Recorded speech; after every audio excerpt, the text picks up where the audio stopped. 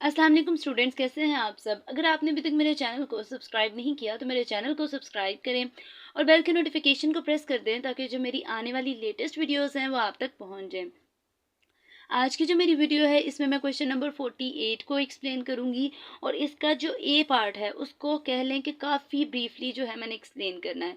Next जो video होगी वो इसी के बी और सी पार्ट होंगे, लेकिन उसको मैं जैसा कि इस वीडियो में सारी चीज़ें एक्सप्लेन कर चुकी होंगी तो उसको साथ साथ जो है मतलब थोड़ा बहुत एक्सप्लेन कर दूंगी। ठीक है, तो सबसे पहले क्वेश्चन नंबर 48 की स्टेटमेंट देख लेते हैं। स्टेटमेंट में लिखा हुआ है find the square of the element of arc length and the corresponding scale factors is वो कह रहे हैं कि हम लोगों ने स्क्वायर फाइंड आउट करने हैं आर्क लेंथ के। ठीक है, हमारे पास जो आर्क लेंथ हैं उनके हम लोगों ने एक तो स्क्वायर्स फाइंड आउट करने हैं, उसके अलावा इनके स्केल फैक्टर्स फाइंड आउट करने हैं। ठीक है, मतलब क्वेश्चन देख के पता चल रहा है कि क्या क्या चीज़ों को फाइंड आउट करना है।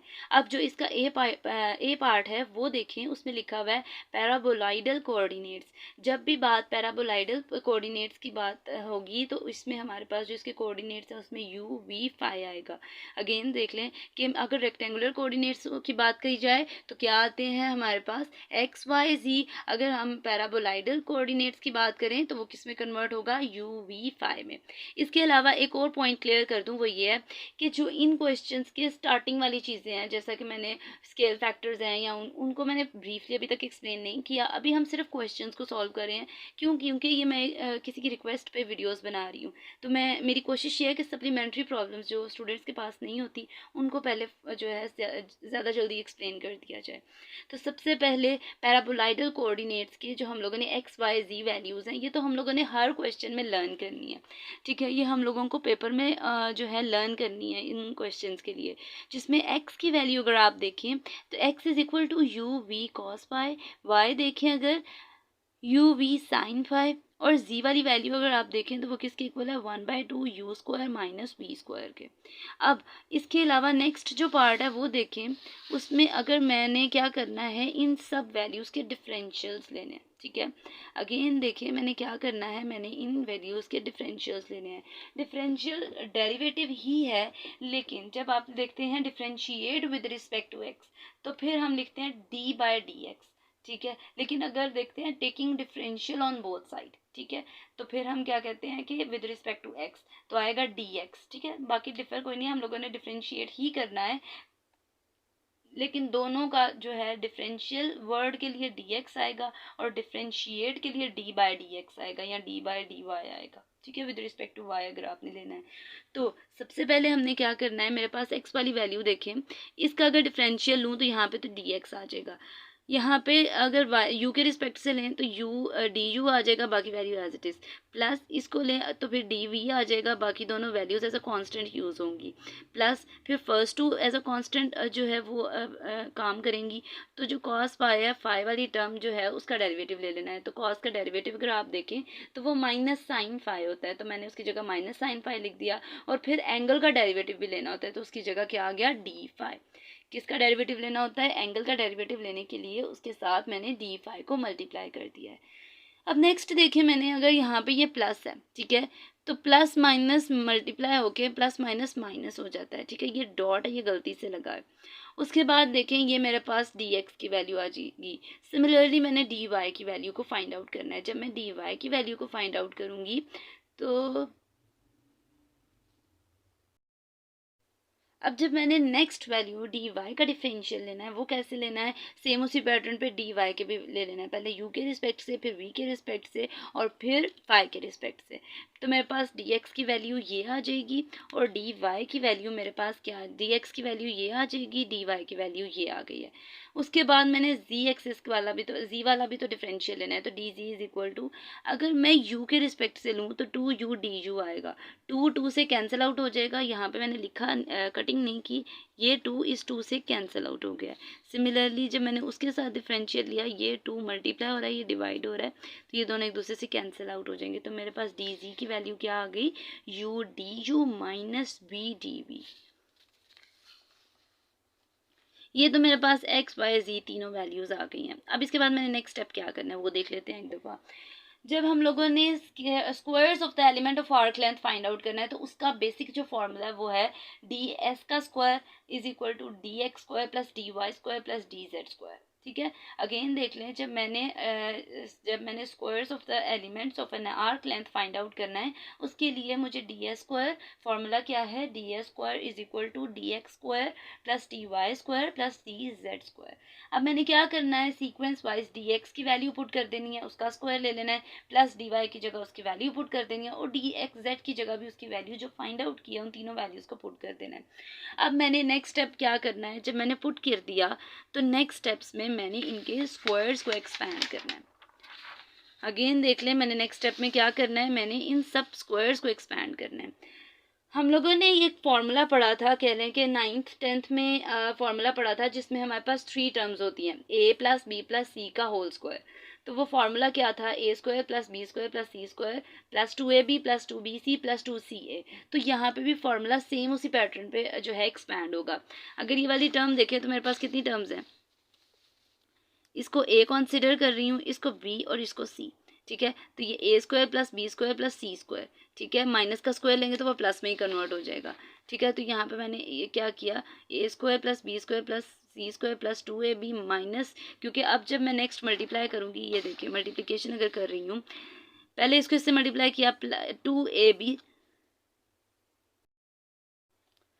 2ab देन क्या आ गया 2bc, जब मैं बी सी को मल्टीप्लाई करूँगी तो प्लस माइनस माइनस हो जाएगा और फिर 2ca को भी मल्टीप्लाई करूँगी तो 2 प्लस में था वो माइनस में कन्वर्ट हो जाएगा।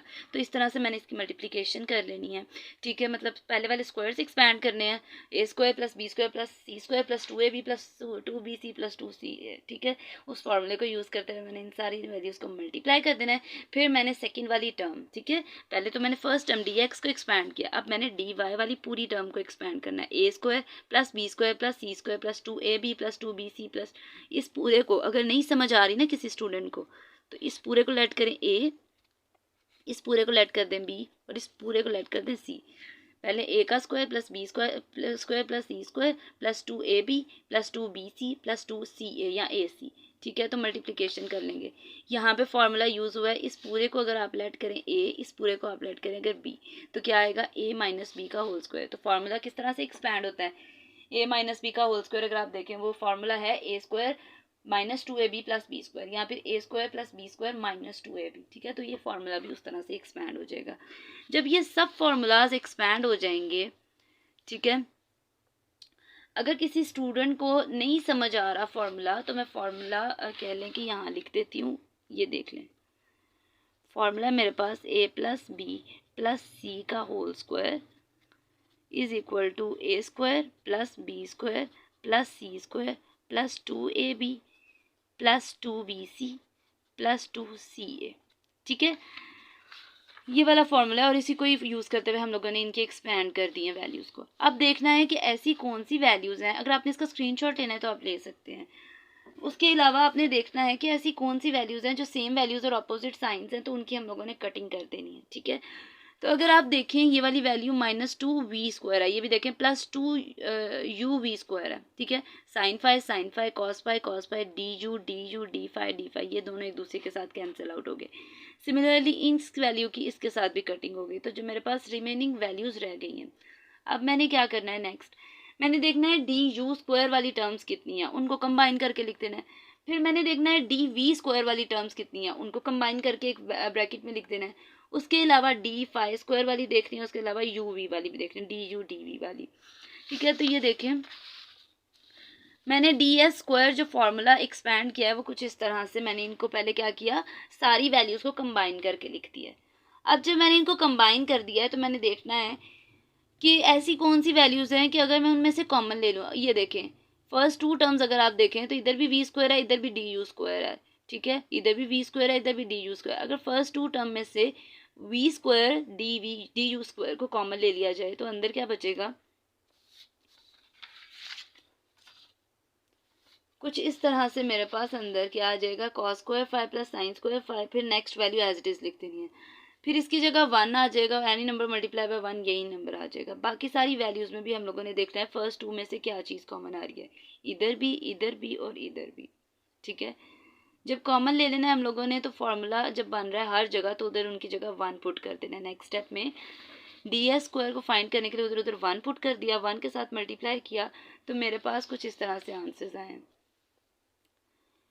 फिर मैंने ये देखना है कि ऐसी कौन सी वैल्यू है कि जिसका हमारे पास अगेन कटिंग हो रही है, तो ये +2 UV DU DV है, ये -2 UV DV DU DV है, तो इनकी भी कटिंग हो जाएगी। फिर जो मेरे पास आंसर आया वो ये आ गया, ठीक है, ये भी आंसर बिल्कुल ठीक है। लेकिन उन्होंने क्या किया, उन्होंने अगेन देखा है कि फर्स्ट 2 टर्म्स में से कोई एक चीज़ कॉमन आ रही है, DU स्क्वायर + V स्क्वायर। तो अगर आप यहाँ पे देखें ये वाली चीज़ अगर कॉमन आ रही है तो एक दफ़ा ये लिख दी जाएगी और एक दफ़ा DU स्क्वायर + DV स्क्वायर। इसके अलावा फैक्टराइजेशन की जो सेकंड टाइप है उसमें हम देखते हैं कि अगर मेरे पास ये वाली टर्म पहले होती है, ये वाली और ये दोनों टर्म सेम आ रही हैं, तो हम लोगों ने दूसरी जो इससे पहले वाली वैल्यू होती है ये पहले लिख लो बाद में लिख लो, एक ही बात है। ये वाली टर्म पहले लिखी जाए, ये वाली टर्म भी अगर पहले लिखी जाए तो ये सेम है, ये एक दफ़ा लिखनी है और एक दफ़ा DU square + DV square bracket में लिख देना है, ठीक है।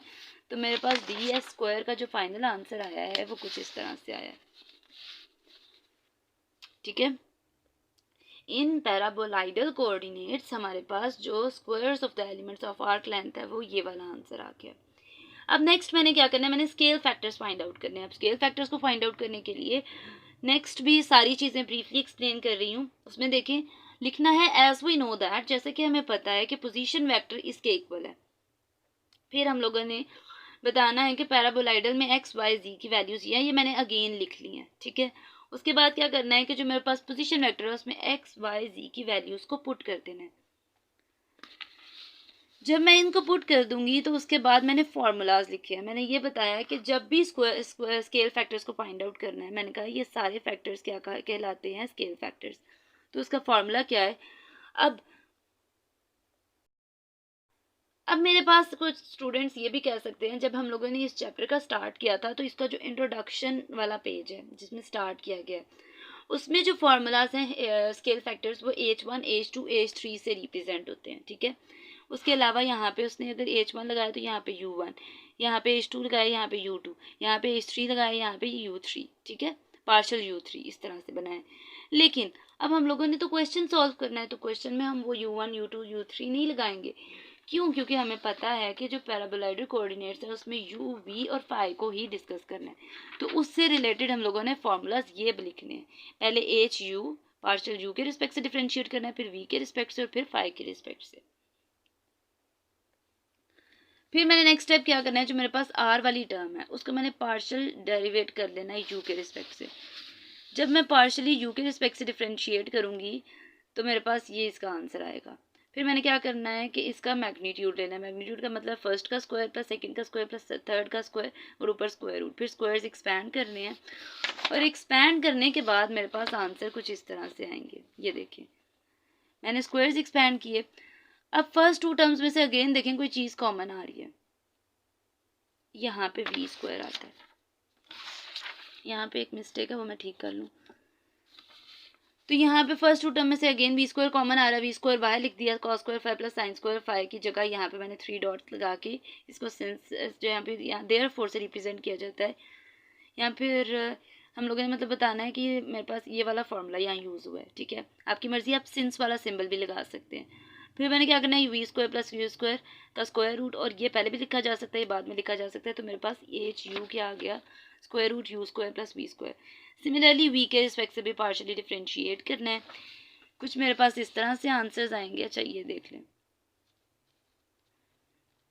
कुछ मेरे पास इस तरह से आंसर्स आएंगे। फिर उसको अगेन कॉमन लेना है, फॉर्मूले की जगह 1 लिखना है और मेरे पास HV का भी आंसर आ जाएगा। माइनस का स्क्वायर लें तो हमेशा वो प्लस में कन्वर्ट हो जाता है अगर किसी वैल्यू के अंदर माइनस है किसी नंबर के साथ। फॉर एग्जांपल -1 है और बाहर स्क्वायर है, तो इसका मतलब ये है कि इवन जो नंबर है बाहर, पावर जो है वो इवन है। अगर तो पावर इवन है वो माइनस को प्लस में कन्वर्ट कर देती है। फिर जो इसका लास्ट स्टेप है वो पार्शियली फाई के रिस्पेक्ट से इसको डिफरेंशिएट करना है, और जो थर्ड टर्म आएगी उसमें कुछ भी नहीं है, फाई वाली टर्म ही नहीं है, तो वो 0 आ जाएगा। 0 लिखा नहीं जाता, वहाँ पे मैंने लिख दिया। फिर इसका मैग्नीट्यूड में नहीं लिखा जाएगा। अगेन स्क्वायर्स लिखने हैं और स्क्वायर्स एक्सपैंड करने हैं। एक्सपैंड करने के बाद देखना है दोनों में से कौन सी चीज़ कॉमन आ रही है। तो U square V square common आ रहा है। फॉर्मूले की जगह 1 लगाएंगे और मेरे पास जो फाइनल आंसर आएगा वो यू वी आ जाएगा, एज पाएगा। ये थी जी आज की मेरी वीडियो। होपफुली आपको मेरी वीडियो अच्छी लगी होगी। अगर आपको मेरी वीडियो अच्छी लगे तो वीडियो को लाइक करें और सब्सक्राइब करना मत भूलिएगा। आपका जो पॉजिटिव रिस्पांस है वो मुझे जो है वो अच्छा लगता है। अगर स्टूडेंट मुझे जो है पॉजिटिव रिस्पांस शो करें तो जो इंशाल्लाह जो नेक्स्ट वीडियो होगी वो इंशाल्लाह इसका बी और सी पार्ट को मैं एक्सप्लेन करूँगी। तो तब तक के लिए अल्लाह हाफिज़।